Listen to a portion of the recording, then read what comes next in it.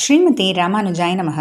யம் பிரம்மா வருணேந்திரருத்ரமருதः ஸ்துன்வந்தி திவ்யைஸ்தவைः வேதைः சாங்கபதக்ரமோபனிஷதைः காயந்தி யம் சாமகாः ध्यानावस्थिततद्गतेन मनसा पश्यन्ति यं योगिनः यस्यान्तं न विदुः सुरासुरगणाः தேவாய தஸ்மை நமः. நாள்தோறும் பகவத்கீதையில் நாம் விபூதி யோகம் அப்படின்ற இந்த 10வது அத்தியாயத்தை தொடங்கியாச்சு. தொடங்கி முதல் ஸ்லோகமும் பார்த்தாச்சு. இந்த முதல் ஸ்லோகத்தில் தான் பகவான் அர்ஜுனனுக்கு நான் உனக்கு ரொம்ப பெரிய விஷயம் சொல்ல போகிறேன், அதாவது என் விஷயமான பக்தி பற்றி நான் உனக்கு சொல்ல போகிறேன், நல்லா கேட்டுக்கோ அப்படின்ட்டு பகவான் சொல்கிறாரு. இப்போ அடுத்த 2வது ஸ்லோகத்தில் நான் யாராலையும் அறியப்படாதவர் அப்படின்னு பகவான் சொல்கிறாரு. அது எப்படி, ரொம்ப ஆச்சரியமாக இருக்கு இல்லையா? பார்க்கலாம்.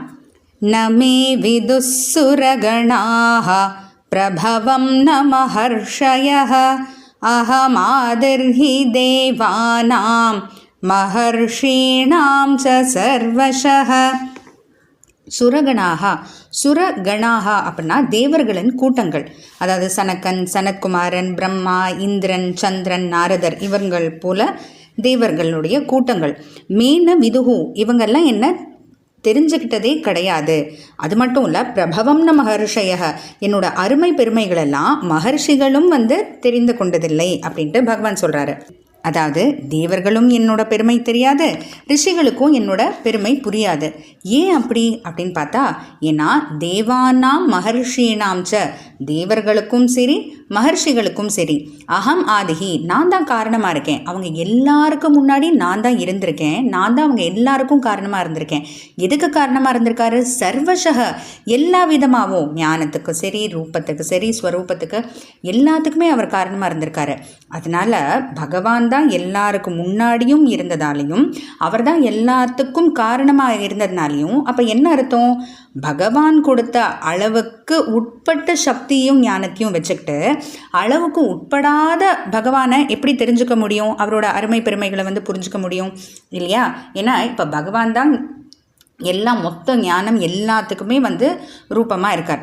அப்படி அந்த பகவான் கொடுத்த அளவுக்கு உட்பட்ட சக்தியாக இருக்கட்டும், ஞானமாக இருக்கட்டும், அதை வச்சுக்கிட்டு அளவுக்கே உட்படாத நம்மளுடைய நினைவுக்கு அப்பாற்பட்ட பகவானை எப்படி தெரிஞ்சுக்க முடியும்? அதனால தான் பகவான் யாராலையும் தெரிஞ்சுக்க முடியாது. அப்போ அவ்வளோதான், நான் முடிஞ்சு போச்சா?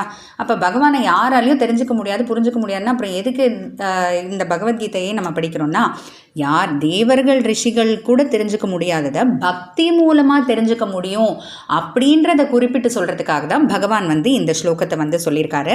அப்போது பிரம்மாவாக இருக்கட்டும், இந்திரனாக இருக்கட்டும், மகர்ஷிகளாக இருக்கட்டும், அவங்களால கூட தெரிஞ்சுக்க முடியாது. ஆனால் ரொம்ப எளிமையாக, ரொம்ப சுலபமாக பக்தி மூலமாக பகவானை புரிஞ்சுக்கலாம். அதனால தான் பகவான் பக்தியினுடைய முக்கியத்துவத்தை பற்றிலாம் வரப்போகிற அத்தியாயங்களில் சொல்ல போகிறாரு.